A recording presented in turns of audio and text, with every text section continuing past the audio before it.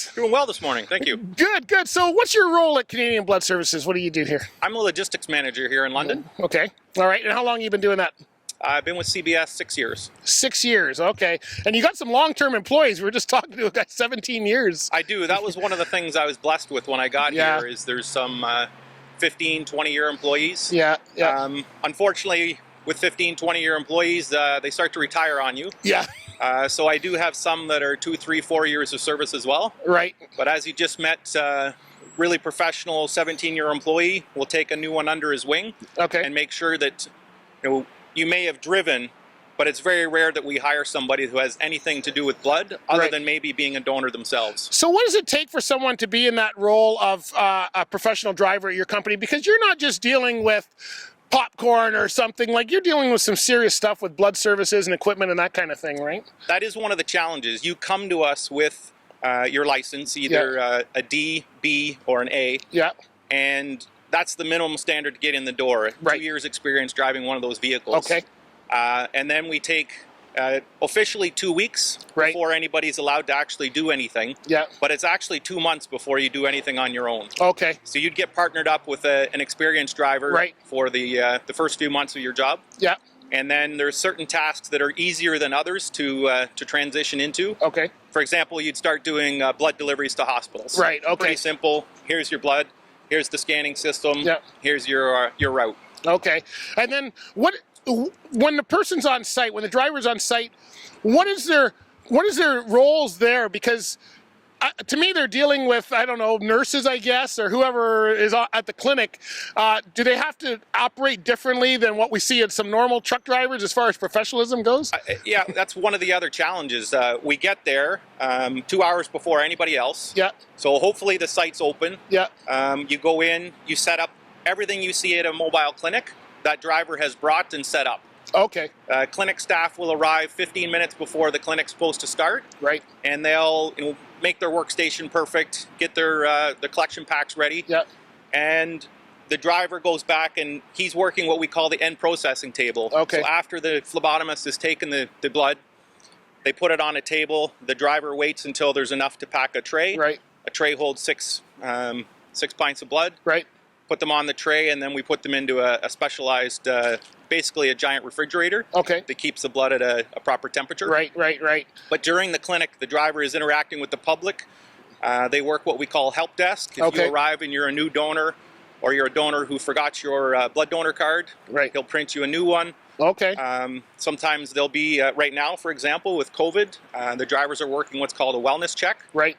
We take your temperature, ask you the health screening questions. So that is actually one of the other challenges, is our drivers aren't just drivers. Yeah.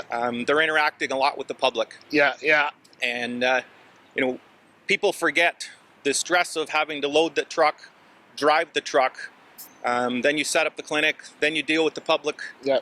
Then at the end of the clinic, the phlebotomists get back on the bus that actually some of our other drivers will drive. Right. And the drivers stay behind and tear down that clinic. They take everything that they set up, put it back in the truck, and bring it back here. Wow. So how long a day is that for a driver? It sounds quite extensive. I don't know how long your clinics are open for, but with COVID, we've extended the clinics because for distancing, we've cut the number of beds. Okay. So it is actually one of the challenges we're dealing with right now. Is almost every one of the mobile collection events have relief teams. Right. So the drivers who go set up the clinic won't be the ones who tear it down. They'll come back due to hours of service regulations. Oh, okay. So typically, we try and keep the driver shifts 10, 11 hours. Okay. Hospital deliveries will be a little bit shorter. They're typically 8. Okay. Are they all day shifts, or do you guys work at nights? And is it like, do you run 24 hours, or is it just certain basically times? 24 hours. Okay. The first shift starts about midnight. Right. And that driver will head up to our Brampton distribution and processing facility. Okay. He collects what the hospitals have ordered in southwestern Ontario, which is the region that we're responsible for here in London.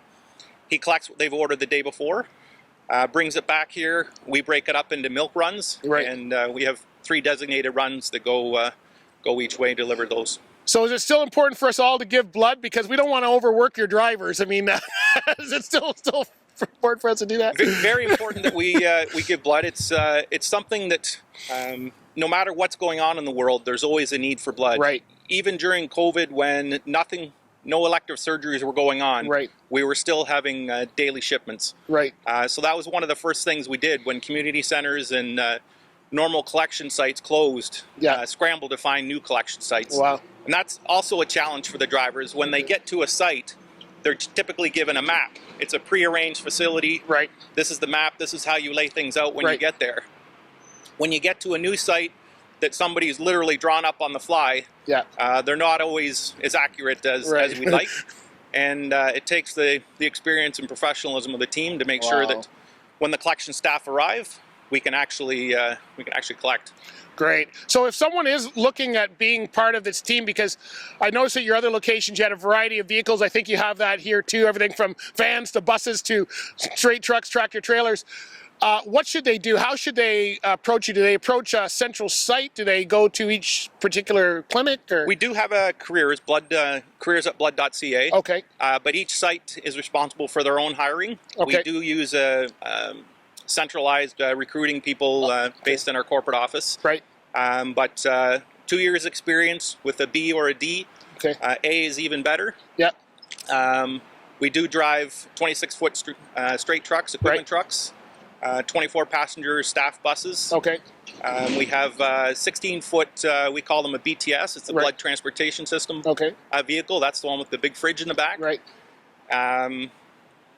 Transit cargo vans. Okay. And passenger vans for what we call the life bus, where we go pick up donors from their workplace or their homes. Oh, so it could be actually driving the donors or the public around, not just freight or equipment or blood or what have you. That's correct. Yeah. So it's a variety of services. So it really is a variety, and it's kind of, we joke about it. When we hire, we're trying to hire a unicorn, that perfect driver who's polite and professional on the road, but also polite, professional in dealing with the public. Yeah. And sometimes that can be a challenge, that you're asking people to do things that are outside their comfort zone. Right.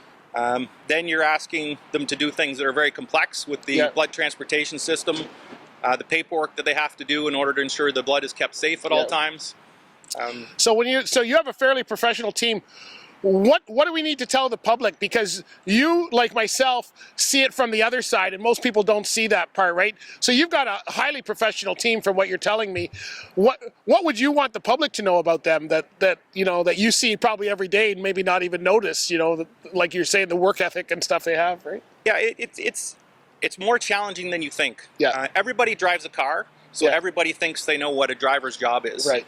But my team here are driving all the different types of vehicles. They're driving the public, they're driving staff. Yep.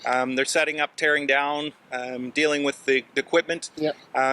It's the driving part. Driving their vehicle on the way into work is very different than driving any one of the vehicles we have within our fleet. Yeah, and then with specialized product like you have, it's even That's right. worse, right? It's a lot more complex than people think. So do people go to blood.ca? Is that kind of the central site that'll kind of take them to all of your services and programs? Blood.ca, they can figure out how to donate. There's career postings in there, and even within our career postings, there's everything from things you would think of in any business, IT and yes, there's lab positions and driving positions and phlebotomists, but there's a lot of variety in our positions, and we're all over the country. Well, thank you for having a professional team, because what you're doing is critical to the rest of us when we're hurt in hospitals. So I appreciate all that you guys do. Thank you for being with us. I appreciate you coming and helping us tell our story. Perfect. Thank you.